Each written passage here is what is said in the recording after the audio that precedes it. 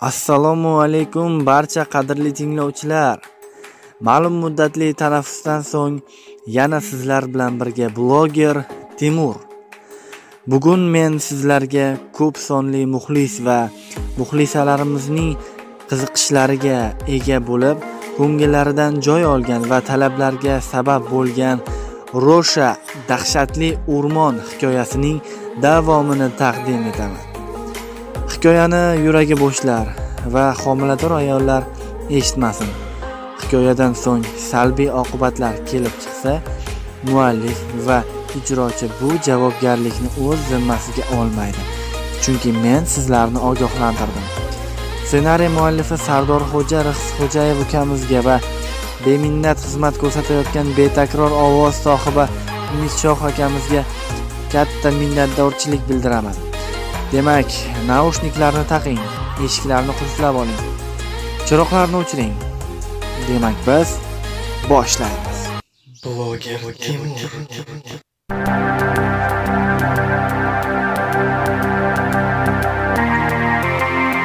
Odatiy kunlarimning biri. Shifoxonada kechqurun televizorda boshlangan kinoni ko'rib yotardim. Birdan chiroq va televizor o'chib qoldi. So'ng bir payt eshik sekin ochildi va men u yerda 2 metrlik dahshatli maxluq va menga g'azab bilan qarab turgan do'stlarimni ko'rdim. Meni qattiq qo'rquv bosdi. Chuqur nafas olardim. O'zimga o'zim, axir qanaqasiga do'stlarim o'lgan-ku, bu bo'lishi mumkin emas deb dovdirab gapirar edim. Bu shunchaki qo'rquvdan ko'zimga ko'rinayapti. Hammasi sarob dedim. Lekin bunaqaga o'xshamasdi. Do'stlarimning hammasini ko'zi qip-qizil bo'lib yonib turardi. Bu haqiqiy dahshat. So'ng ular men tomon qadam bosib yaqinlasha boshladi. Men esa nima qilishni bilmay sekin o'rnimdan turdim. Maxluqning irrillashi, do'stlarimning jahli chiqqancha nafas olishi meni qo'rqitardi. Hozir xonadan tezda yugurib chiqib ketmoqchi bo'lib turardim. So'ng xonadan qattiq baqirgancha otilib chiqib ketdim va eshikni yopib qo'ydim. So'ng to'g'ri kelgan joyga qocha boshladim. Eshik esa birdan qattiq ochildi va maxluq meni orqamdan quvlay boshladi. Men esa "Yordam bering, kim bor?" deya baqira boshladim. Shu payt 2-qavatga olib chiquvchi zinalarga ko'zim tushdi va men 2-qavat emas, aksincha zina oldidagi kichkina yo'lakchaga berkinib oldim. Maxluq esa orqamdan tezda keldi va zinalarni ko'rgach joyida to'xtab qoldi-da, qattiq qo'rqinchli tarzda nafas ola boshladi. Hamma yer qop-qorong'u. Lekin men bu maxluqni qanday qilib ko'rayapman bilmayman. Meni sovuq ter bosgan, hatto nafas olishga ham qo'rqardim. Shu payt u birdan qattiq baqirdi. Hamma yerni titratib yuboray dedi va 2-qavatga yugurib ketdi. Men esa ketishini poylab ketganidan so'ng 1-qavat yo'lagiga yugurib chiqayotganimda oyog'imdan kimdir chaldi va men yerga qattiq yiqildim. Ortimga tezda qaradim. Ne ko'z bilan qarayki, u yerda Sobir menga qip-qizil ko'zlari bilan g'azab ila qarab turardi. Men shokka tushib qoldim. U esa meni oldimga keldi-da, qo'llari bilan bo'g'ib meni tepaga ko'tardi. Meni shunchalik qattiq bo'g'ardiki, men gapira olmasdim. Shu payt yo'lak oxirida kimdir qandaydir uzun armatura, ya'ni temirni yerda sudragancha g'iyqillatib kela boshladi. U yaqinlashgandan keyin men uni Anvar ekanligini darhol sezdim. Chunki yoshlikdan beri katta bo'lganmiz. Men ularni qorong'uda ham taniy olardim. Anvar ham g'azab ila qip-qizil ko'zlari bilan meni oldimga kela boshladi. Bu yerga Sobir bo'g'ib turar, men esa hech narsa qila olmas edim. Shu payt Anvar meni oldimga yaqinlashdi-da, qattiq baqirganicha qo'lidagi temir bilan boshimga zarb bilan urdi. hushimdan ketdim. Xayolimdan nimalar o'tmasdi. Men o'ldim, do'stlarim maqsadiga yetdi deb o'yladim. Xayriyatki unday bo'lmadi. Ko'zlarimni sekin ochdim. Hamma yer yop-yorug'. Xonamda yotardim. Menimcha, hammasi qo'rqinchli tush bo'lsa kerak deb o'yladim. O'rnimdan sekin turmoqchi bo'lganimda boshim birdaniga qattiq og'riy boshladi. Men boshim deb baqirib yubordim. Boshimda o'ralgan bint bor ekan. Boshimga hatto sekin tegib qo'ygan taqdirimda ham chidab bo'lmas darajada og'rirdi. Hayron bo'ldim. Aynan kecha bilmayman Anvar boshimni shu qismiga zarb bilan urganda, nahotki bu o'ngimda ro'y bergan bo'lsa, meni sovuq ter bosdi. Qo'rquvdan hamma yerim titrardi. Shu payt xonaga bir hamshira kirib keldi. U esa menga "Yaxshimisiz? O'zingizga kelib qoldingizmi?" dedi. Men esa "Kechirasiz. Men tushunmayapman. Boshim nega qattiq og'riyapti? Kecha rostdan ham shifoxonada chiroq o'chdimi?" dedim. U esa "Sizni bugun ertalab 2-qavatga olib chiquvchi yo'lning oldida hushsiz yotganingizni ko'rib qolishdi va xonangizga olib kirishdi. Boshingiz qonab yotardi, bo'yningiz qizarib ketgan" dedi. Men darhol bu gaplarni eshitgach, meni qattiq qo'rquv o'z iskanjasiga oldi. Chunki kechasi kechqurun aynan shunday hodisa menda ro'y bergandi. Shu payt hamshira qiz: "Ha, kecha chiroq o'chgandi. Binoni qorovuli bizga aytdi va ertasiga ertalab soat 5:00 ga yaqin chiroq yana kelibdi" dedi. Ha, demak bu voqea sodir bo'lgan. Shu payt qiz xonadan chiqib ketdi. Keyin doktor kirib, so'ng meni oldimga o'tirib: "Bemor, bilaman, boshingizda og'ir kunlar o'tdi. Bir o'limdan qoldingiz. Kecha nega o'zingizni o'ldirmoqchi bo'ldingiz? Sizni nima majburladi?" dedi. Men hayron bo'ldim. "Yo'q, men o'zimni o'ldirishga harakat qilmadim. Siz adashyapsiz" dedim.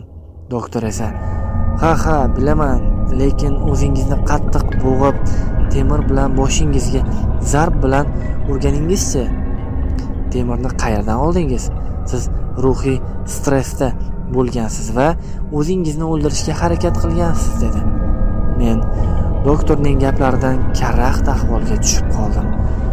Keyin doktorga kecha bo'lgan barcha voqea va hodisalarni gapirib berdim.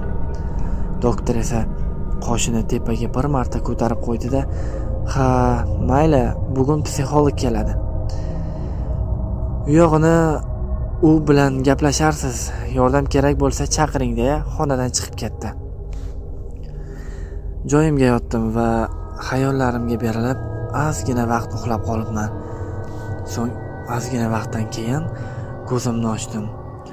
Xonamda oq xalat kiyib olgan shifokor qiz orqa tomoni bilan o'girilgancha nimadir qilib turardi.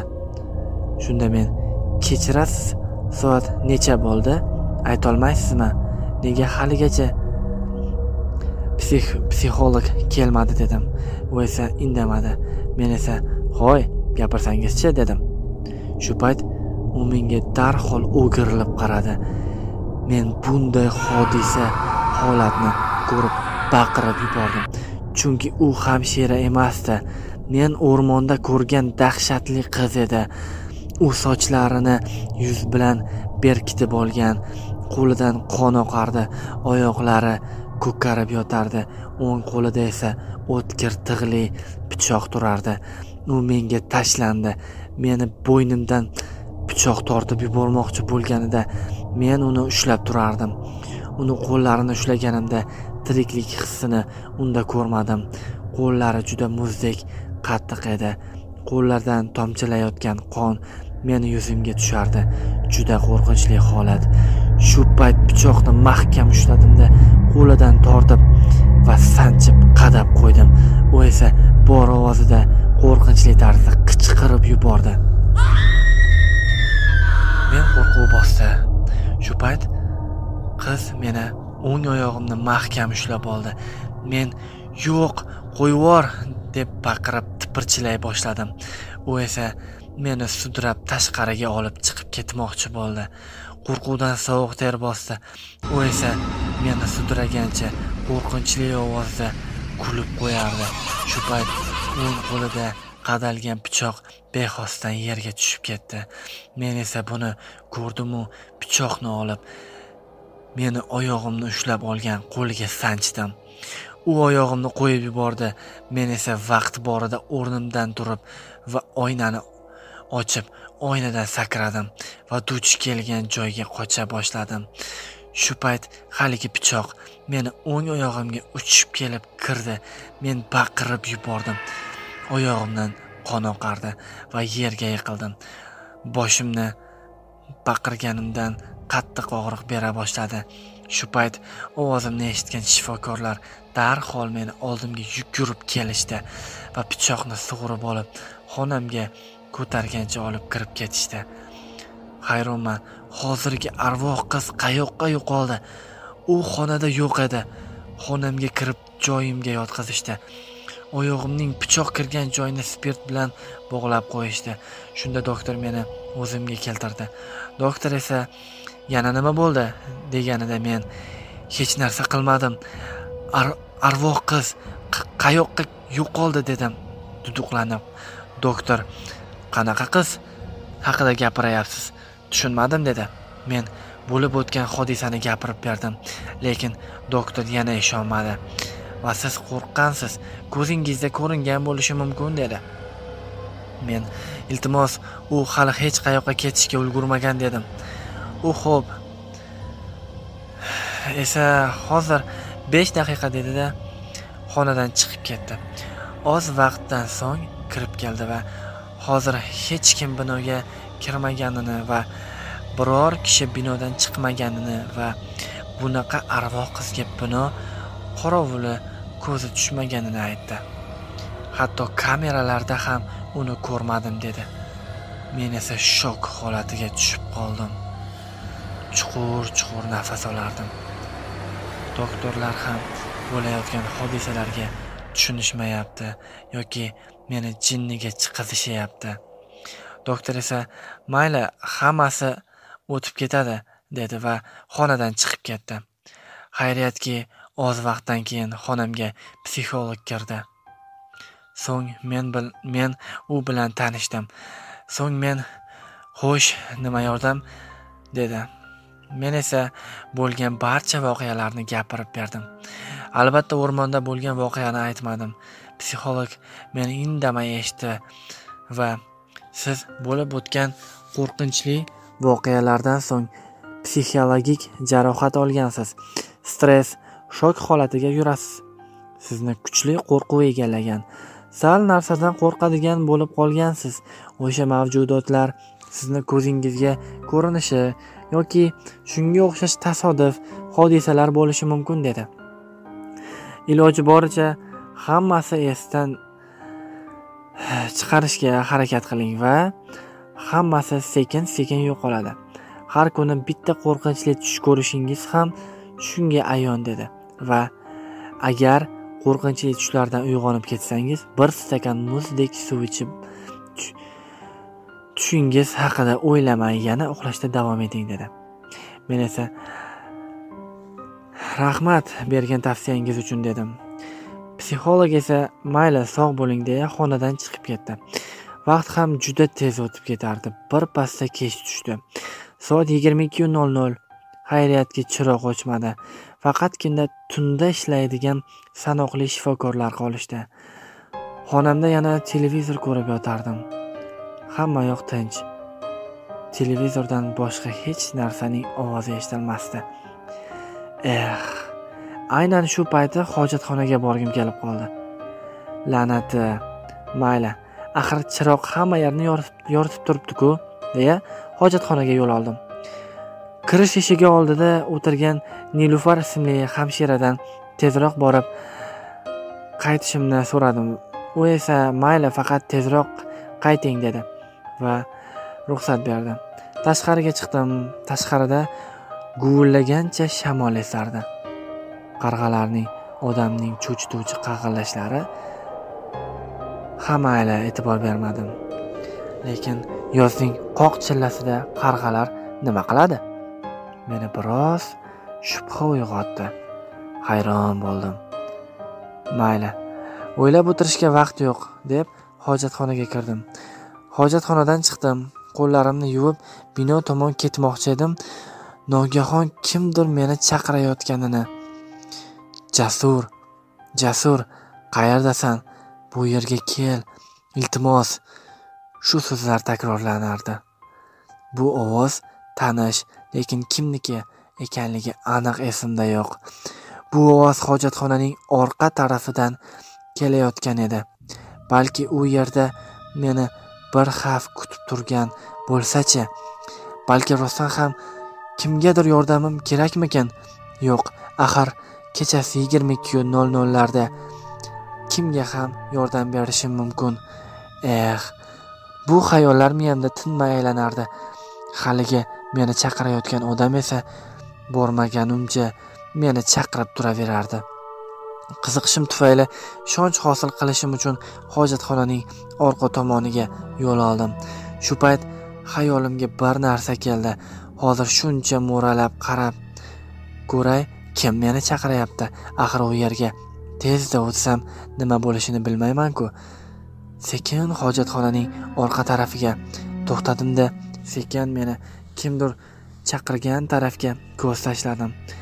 Qandaydir baland daraxt tepasida esa ne ko'z bilan qarayki, qandaydir xunuk kiyimda, qanaqadir arvohga o'xshagan yuzi va tanasi esa zombilarnikiga o'xshash ketadigan qo'li uzun arqon.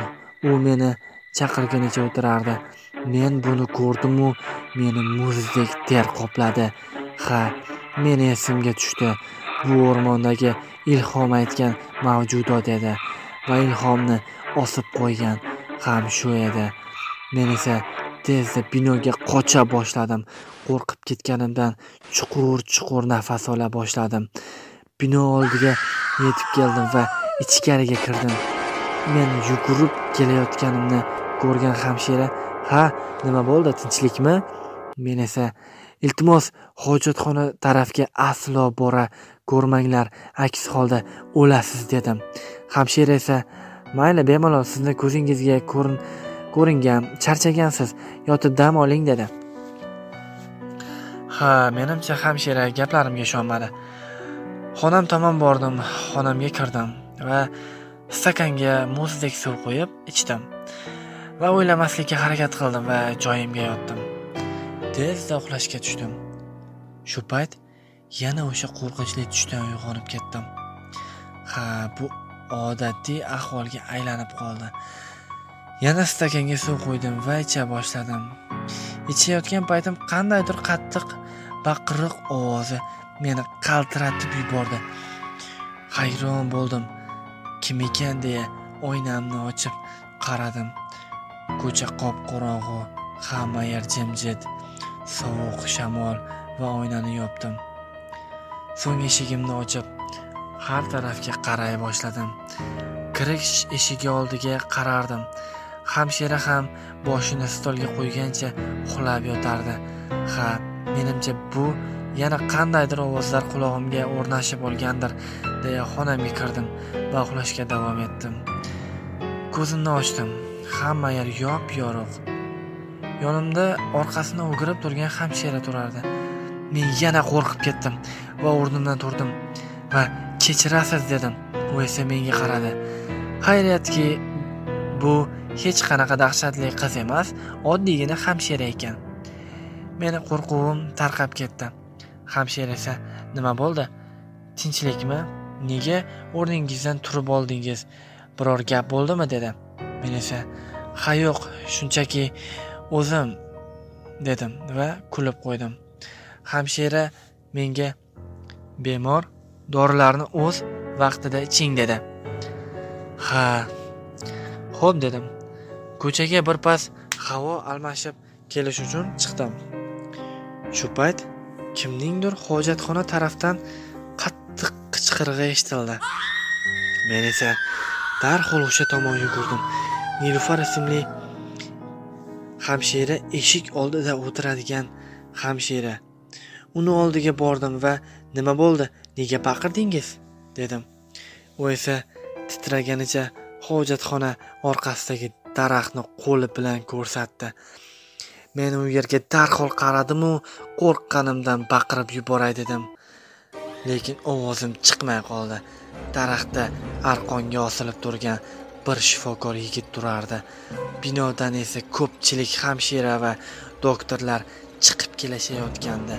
Nima bo'ldi ekan deb men esa Nilufar hamshiraga "Axir siz kecha bu yerga hech kim bormasin degandim." U esa menga tezda qaradi-da qo'rquvdan qaltiray boshladi. Hamma bu yerga yetib kelgach, osilib turgan yosh doktorni ko'rishdi va shok holatiga tushib qolishdi. Darhol yigitni bo'ynidan arqonni yechib yerga yotqizishdi. Afsuski, yigit o'lib bo'lgan ekan. Ko'zlari ochiq holda, ichi qizarib, bo'yni ham qizarib o'lib yotardi. Men qanday ahvoldaligimni tasavvur qilish qiyin va xonam tomon keta boshladim. Xonamga kirdim va joyimga o'tirdim. Hayolimni bir joyga qo'yishim qiyin bo'ldi.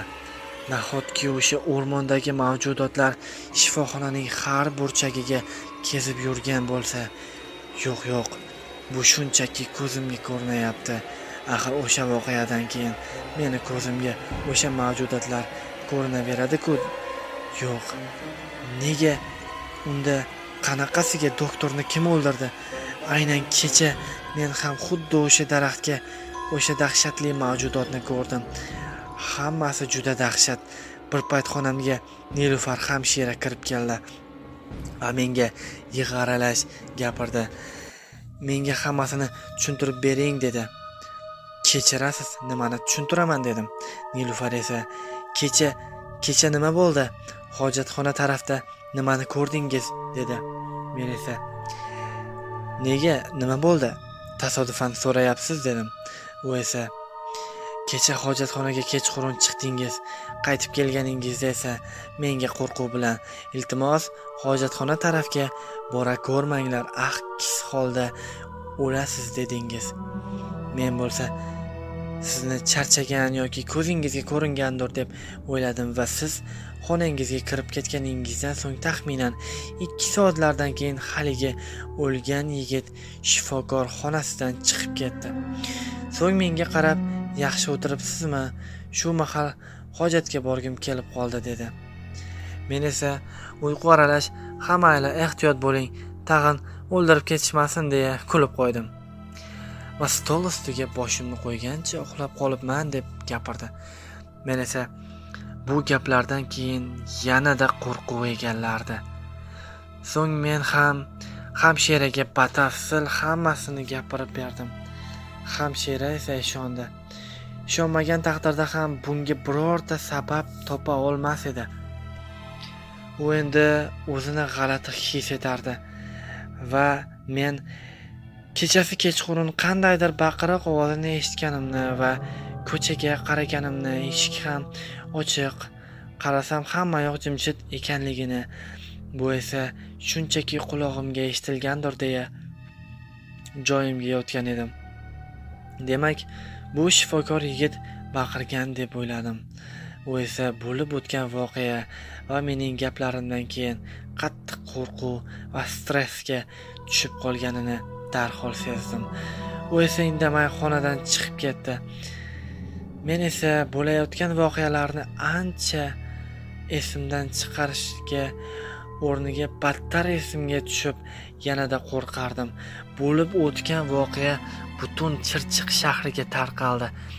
Hatto ijtimoiy tarmoqlarda yosh doktor nima sababdan o'lganini yoki o'z-o'zini osib o'ldirganini, shu savollarga javob topish uchun bir qancha jurnalist shifoxonaga kelishdi.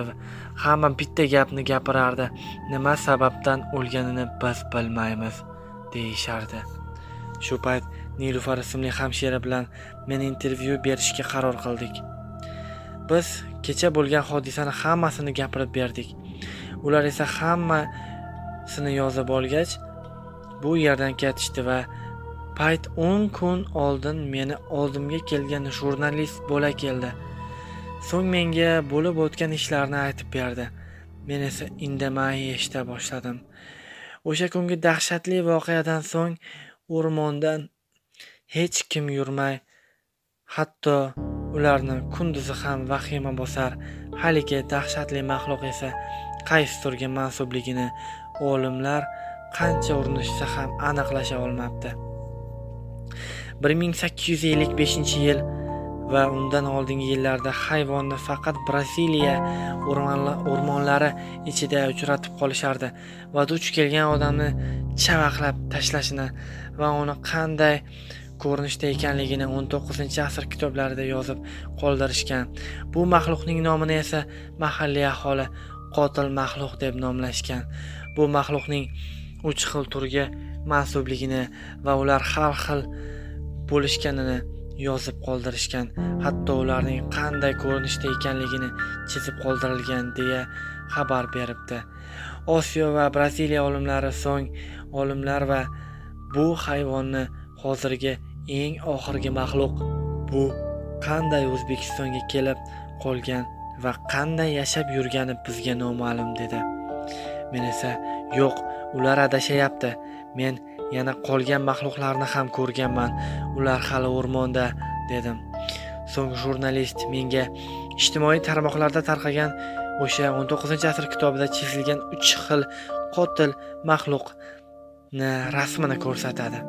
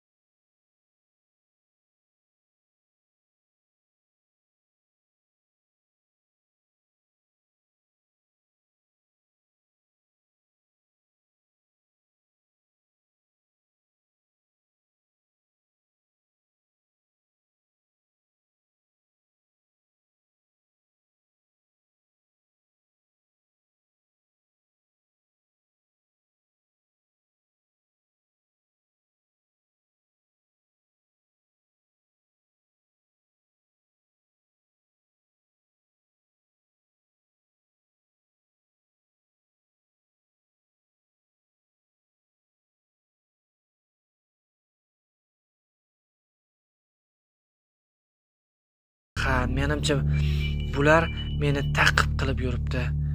Shunga o'xshash bir nechta qo'rqinchli xayollar miyamda tinmay aylanardi. Shu payt chaqmoqlarning qattiq ovozi meni qo'rqitib yubordi.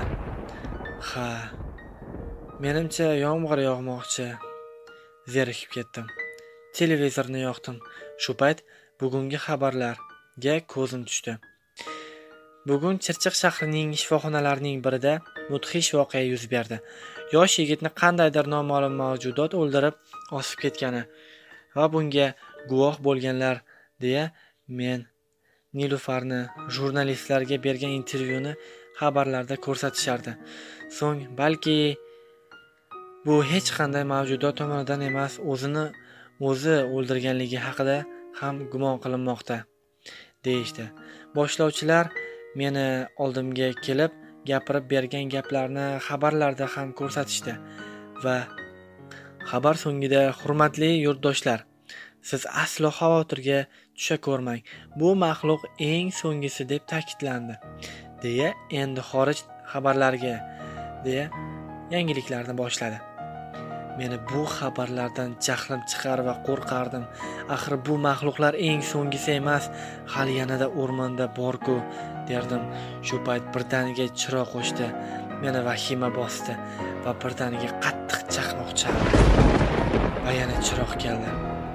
Chiroq yonishi bilan men eshik oldida ustida qop qora kiyim, sochlari oppoq, yuzlarini berkitib olgan va ho'l edi.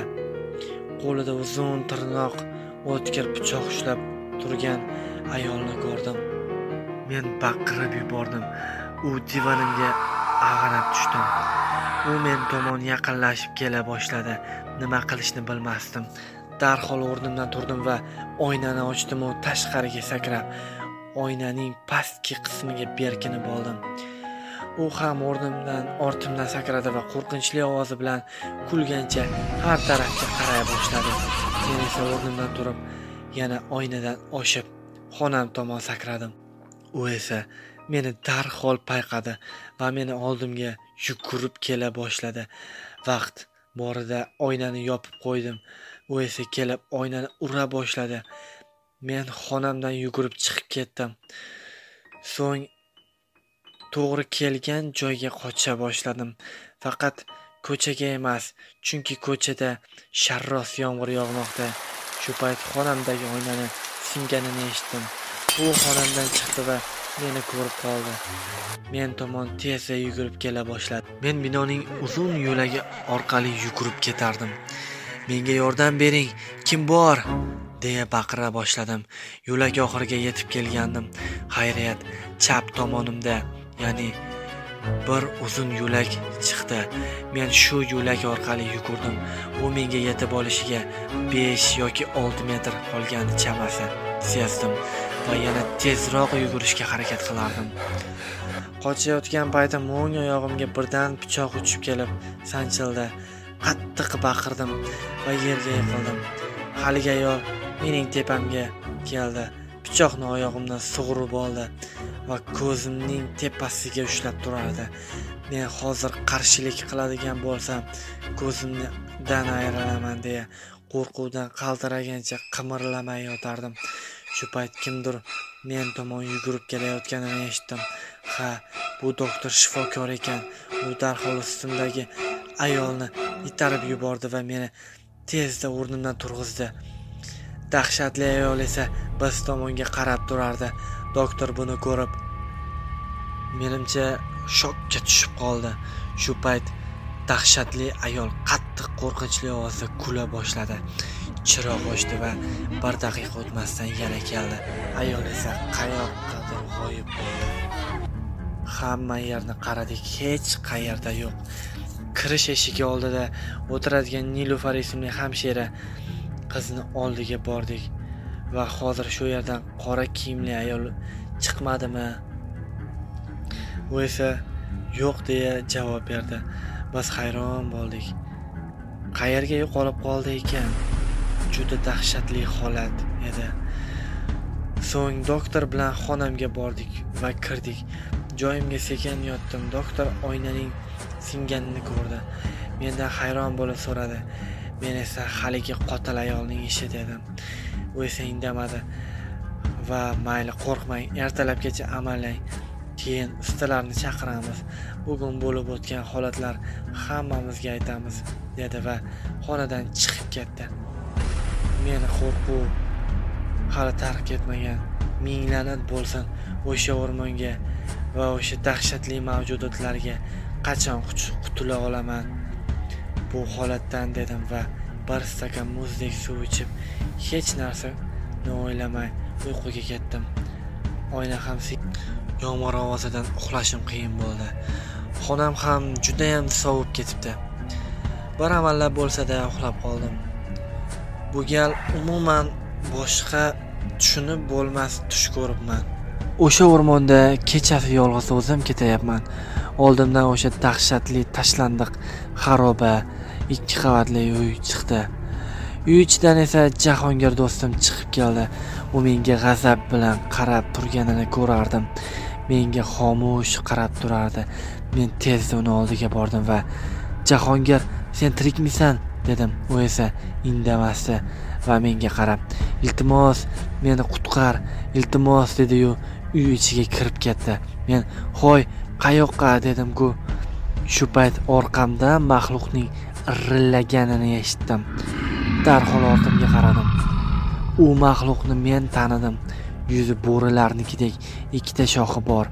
tishlari o'tkir jigarrang, tuklari bor. U menga tashlandi. Uff, xayriyat tushim ekan. Juda dahshatli tush.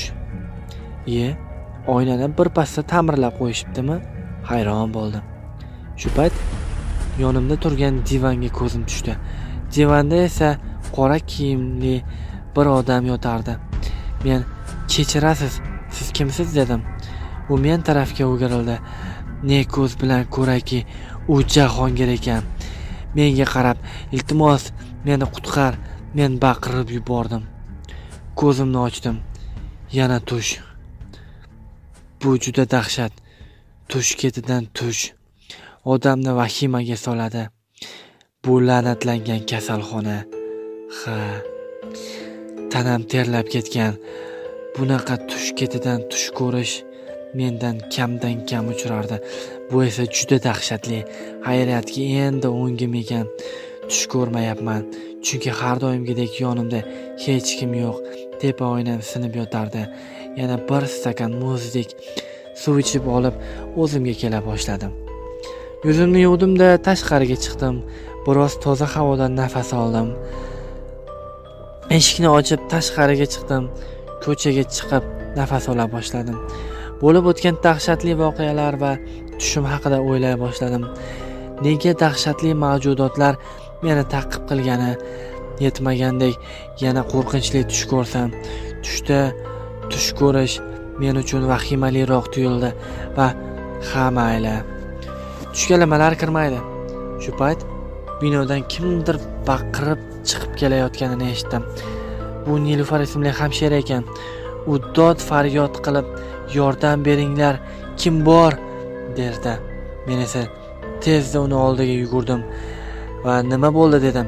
U esa "Kecha kechqurun siz bilan yurgan Ahmad akani xonasida vahshiylarcha o'ldirib ketishibdi" dedi.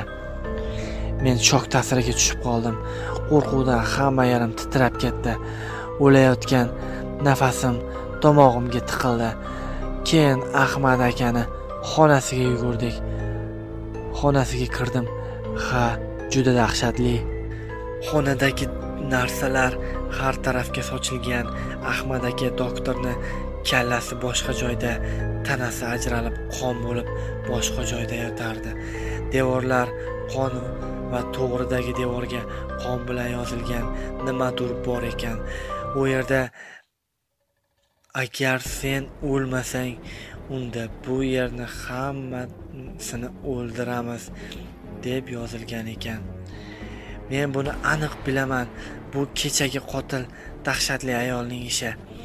Bu qo'rqinchli hodisani ko'rib, meni tana va miyam ishlamay qoldi. Ko'zimni oldi qorong'ilashdi va hushimdan ketib qoldim. Ko'zimni ochdim. Tepamda Nilufar hamshira va meni oldimga tez-tez kelib turadigan Rustam aka doktor turardi. Boshqa xonada yotardim. Shunda Rustam aka: "Jasur, o'zingga keldingmi? Qani endi hammasini bir boshidan gapirib berchi" dedi. Men "Nimani?" deb so'radim. Rustam aka: "Ahmad kim o'ldirganini va kecha kechqurun nima bo'lganini, xonangdagi oynani nega singanini gapirib ber" dedi. Men bo'lib o'tgan dahshatli voqeani aytib berdim va oyna nega singanini ham Rustam aka indamay eshitdi va nimagadir o'ylanib qoldi. Va meni oldimga jurnalistlar bo'lib o'tgan voqeani bilish maqsadida oldimga kelishayotganini aytishdi.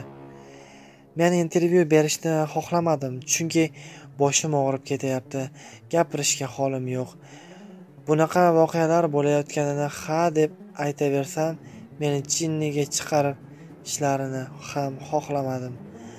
Axir intervyu bersam butun O'zbekiston ahli ko'radi-yu. Mayli. Bu baxtsiz yana butun Chirchiq shahriga tarqaldi. Oyna singani uchun endi men faqat shu xonada yotar ekanman. Shifoxonada esa shov-shuv ketma-ket bitta-ikkita oyna. Shifokorning dahshatli mavjudotlar tomonidan o'ldirilishi, bu dahshat. Qachon ketishimni Rustam akadan so'radim. U esa hali yaxshi tuzalmaganimni, hozir bunaqa sharoitda hech kim javob bermasligini aytdi. Afsus. Televizorni ko'rdim. Ovqatlanib oldim. Ozgina dam oldim. Shunday qilib vaqt ham tez o'tardi. Kech tushdi. Televizor ko'rib yotganimda soat 23:00 qolganini bilmay qoldim. Boya Rustam aka kechasi kechqurun chiroq, ya'ni fanarsiz yurmasligim uchun oq yog'duli fanar tashlab ketgandi.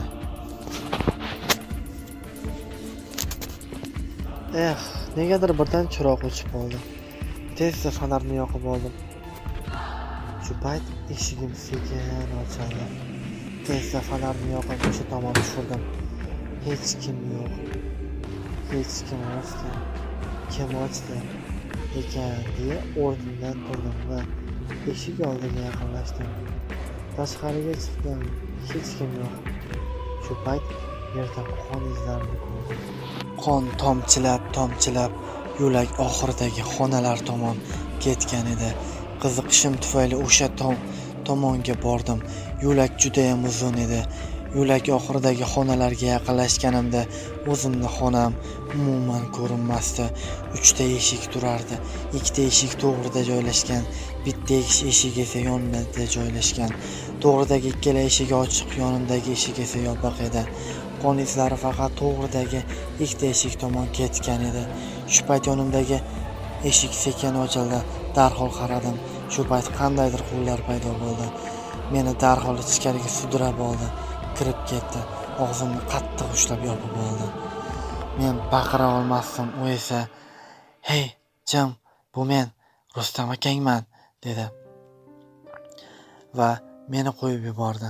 Men esa, Rustam aka, bu yerda nima qilyapsiz?" dedim. U esa, "Jim, sen aytgan dahshatli mavjudotlar shu yerda, fanaringni o'chir", dedi. Men nima dedim, u gapira olmay qoldim. U esa menga hammasini batafsil tushuntirib berdi. Xonalarda ikkita yosh doktor bilan ish yuzasi bo'yicha gaplashib o'tirganida xonasida ikkita dahshatli mavjudotlar bostirib kirganini va ikkita yosh doktorlarni o'ldirganini va o'z oynadan sakrab berkinib olganlarini aytdilar. Ular meni qidirdi, lekin topa olmay xonadan chiqib ketganidan so'ng ularning orqasidan bordim. Ular yo'lak oxiridagi xonalarga kirib ketishganini ko'radi va men 3-xonaga berkinib oldim va ular chiqishini kutib o'tiribman deb menga gapirib berdilar. Men karaxt ahvolga tushib qoldim. Shu payt tashqaridan qanaqadir maxluqning ovozi eshitib qoldik va darhol yashirinib oldik. Eshik ham bexosdan ochilib ketdi. Eshik tashqarisidan esa boshi odamnikiga o'xshash, qanotlari ko'rshapalaknikidek, oyoqlari esa o'rgimchaknikiga o'xshash bir mavjudot xonaga kirdi va qattiq chiyilladi. Biz qo'rqardik, yuragimiz urishlari bir-birimizga eshitiladi. So'ng u xonadan chiqib ketdi. Biz esa sekin eshik oldiga bordik va tashqariga chiqdik. Hamma yer tinch. Haligi dahshatli mavjudot qayoqqadir g'oyib bo'lgan edi. Shu payt orqamizdan maxluqning irillagani eshitdik. Men joyimdan qotib qoldim. Rustam aka esa qoch deb baqira boshladi. Men tavakkalga fanarimni yoqdim-da to'g'riga qocha boshladik. Haligi bizni ortimizdan quvlay boshladi. Chiroq esa hali ham kelmadi. Yugurib ketayotgan paytimiz maxluq Rustam akaning ustiga tashlandi. Men to'xtab qoldim. Rustam aka baqirib yubordi. Joyimda qotib qoldim. Qo'limdan hech narsa kelmasdi.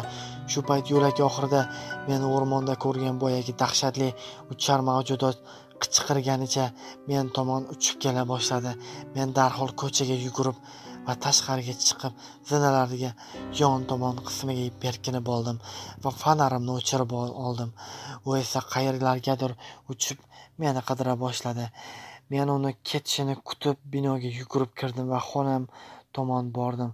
Xonamga kirdim va eshikni qulflab qo'ydim va divanimga tagiga berkinib oldim.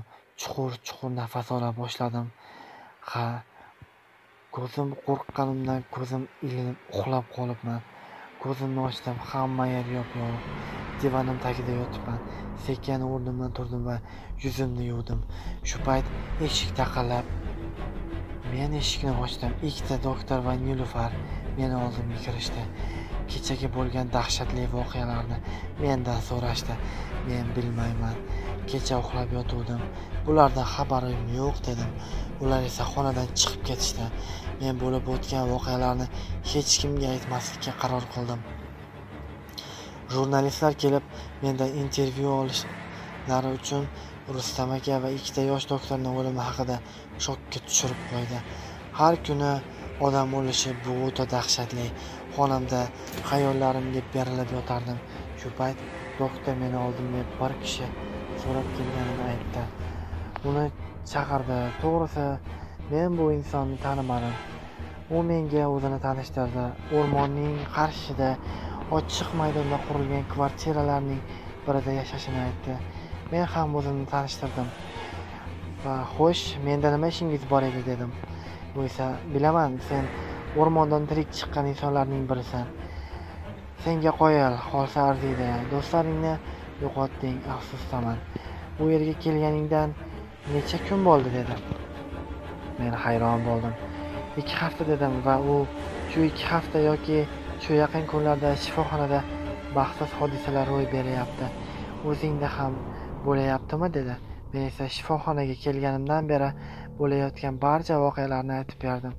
U esa, "Ha, men senga ishonaman, chunki o'rmonda qo'rqinchli maxluqlarga duch kelgansan, dahshatli voqealar guvohi bo'lgansan" dedi.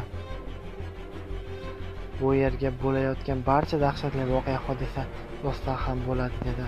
Va nihoyat meni gaplarimni tushunadigan odam ham bor ekan deb qo'ydim ichimda.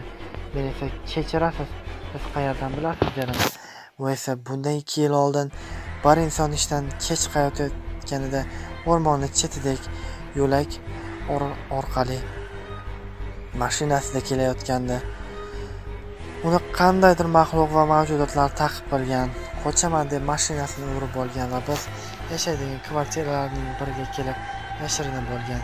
Ertasiga ertalab biz uni hushsiz holda podyezd oldida yotganini ko'rganmiz. Hushiga keltirganimizda u bizga o'rmonda ko'rgan dahshatli mavjudotlarni aytgan. Biz xoh ishonib, xoh ishonmay uni uyiga jo'natganmiz. Oradan 5 kun o'tib uning uyida baxtsiz hodisa ro'y bergan. Xotini va bolalari kimdir vahshiylarcha o'ldirib ketgan. Lekin o'zi tirik qolgan. Oradan yana 1 hafta o'tib qo'shnilarning uyida baxtsiz hodisa ro'y bera boshlagan. U ko'pchilikga meni maxluqlar ta'qib qiladi degan gaplarni aytgan, lekin bunga hech kim ishonmagan. So'ng kechasi kechqurun va nihoyat uni o'zini ham o'ldirib ketishgan. Ha, u ko'chada dahshatli hodisalar ro'y berishdan to'xtamagan. Hozir u ko'chada hech kim turmaydi, tashlandiq holatda yotadi dedi va ikkinchi bo'lgan dahshatli voqeani aytib berdi.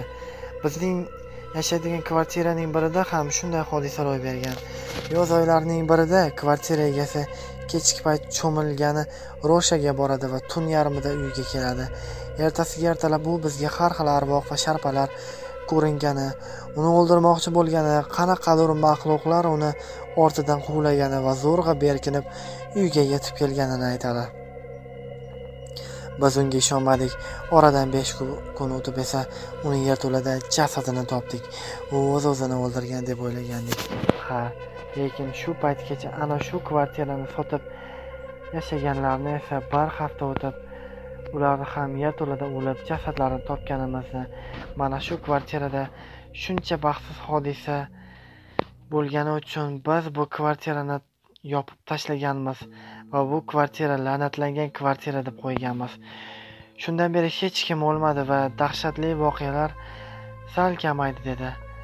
Mana sal davolanayotgan shifoxonada ham dahshatli, vahshiyona hodisalar va har kuni davom etmoqda. O'sha dahshatli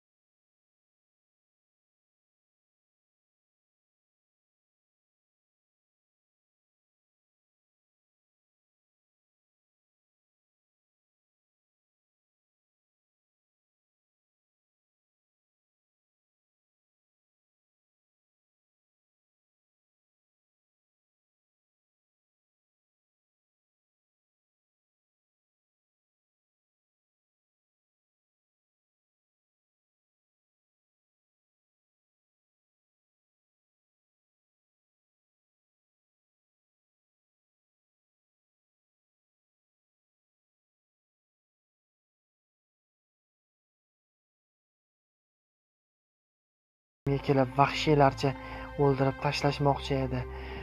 Shu payt haligi ikkita bola meni baqirganimni eshitib yugurib kelib suvga sakradi.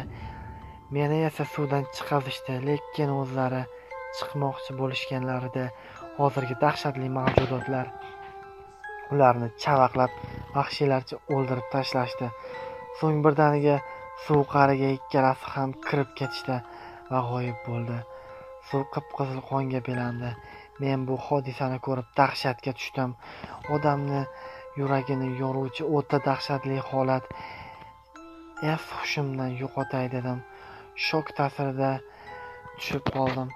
Miyam ishlamay qoldi. Shu payt suvda bir yozuv paydo bo'ldi. U yerda keyingisi sen bo'lasan deb yozilgan ekan.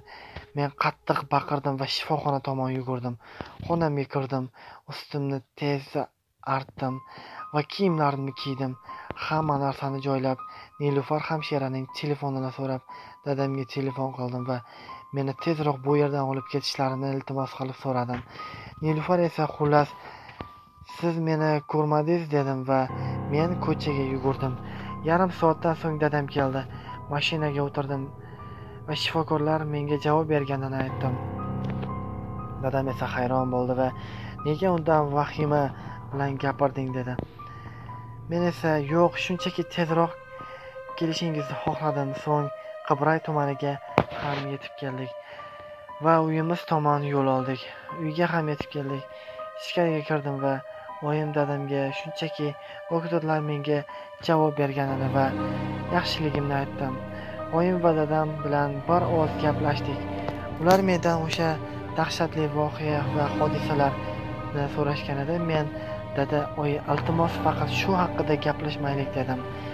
Televizorda esa bugungi xabarlar deya o'sha Chirchiq shahrining shifoxonalarining birida 2 hafta ikkita yigitning o'ldirilishi hammaning sarosimaga keltirdi. O'z uyimda birinchi kunim yaxshi o'tdi. Ikkinchi kunni esa ijtimoiy tarmoqlarda tarqagan bu video ko'zim tushdi. Men davolanayotgan shifoxonada Nilufar ismli hamshira o'z joniga qasd qilibdi. Buni ko'rgan shifokor va hamshiralar qo'rqib qolishdi va o'z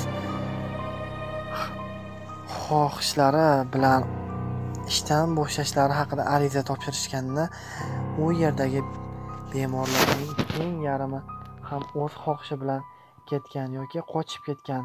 Hamma qo'rqib qoldi. Shifoxona la'natlandi. Bu dahshat men tufayli. Endi bu voqealarni harakat qila boshladim. Do'stlarimning qabrlariga maqsad qildim. Hatto jurnalistlar ham bo'lib o'tgan dahshatli voqea va hodisalarni aytib bergim kelmadi. Eslashni ham, xohlashni ham istamadim. Hech kimga bu haqda og'iz ochmadim. Bu menga saboq bo'ldi. Endi faqat har tunda yurganimda Xudoga sig'inib bismillah deya boshlayman ishlarimni. Aziz tinglovchilar, siz ham albatta Xudoyimga sig'ining, bismillah deya ishingizni boshlang. Shunda Allohim sizni o'z panohida asraydi.